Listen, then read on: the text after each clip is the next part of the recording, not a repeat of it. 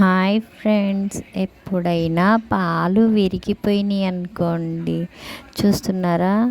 విరిగిపోయిన పాలుని నేనైతే వేస్ట్ చేయనండి. కొంచెం పాలంటే హాఫ్ లీటర్ పాలు ఉంటాయి కదా, దాన్ని కొంచెం మరగబెట్టుకొని చక్కగా అలా మరిగిన తర్వాత ఒక స్ట్రైనర్ పెట్టుకొని దాంట్లో ఒక క్లాత్ వేసుకొని చక్కగా అదిగోండి అలా వడకట్టుకున్నామంటే, వడకట్టుకున్నాక కాస్త వాటిని మనము చల్లనీళ్ళతో కడిగేసేయాలి.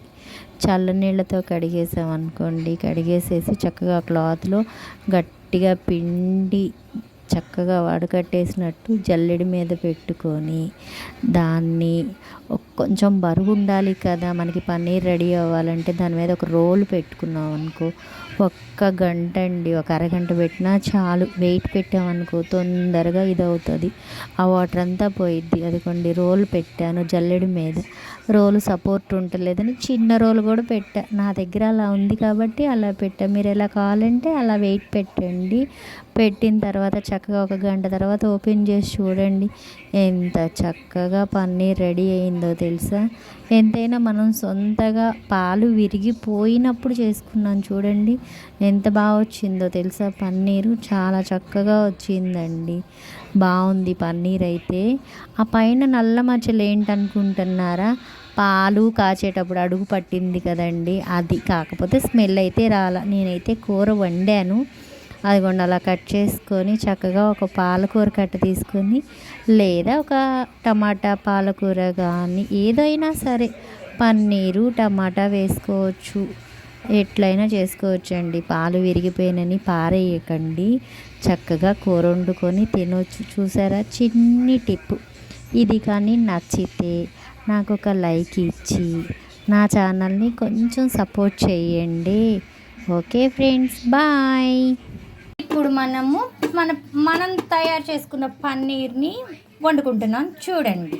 ఇలా పన్నీర్ని కట్ చేసుకున్నాం అంటే ఇంట్లో చేసినాయి కదా, అందంగా రావండి. కొంచెం ఆయిల్ పెట్టుకున్నా, ఆయిల్లో పన్నీర్ వేసేసుకున్నాం.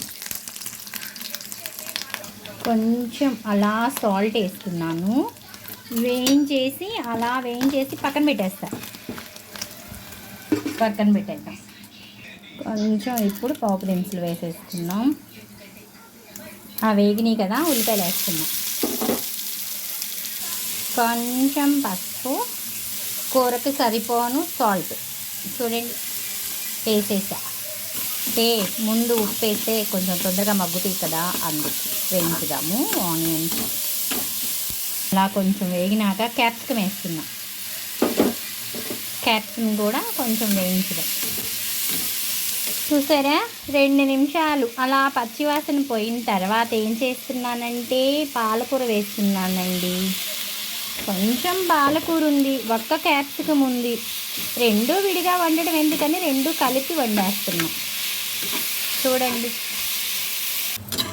చూసారా ఎలా దగ్గరకు వచ్చేసిందో.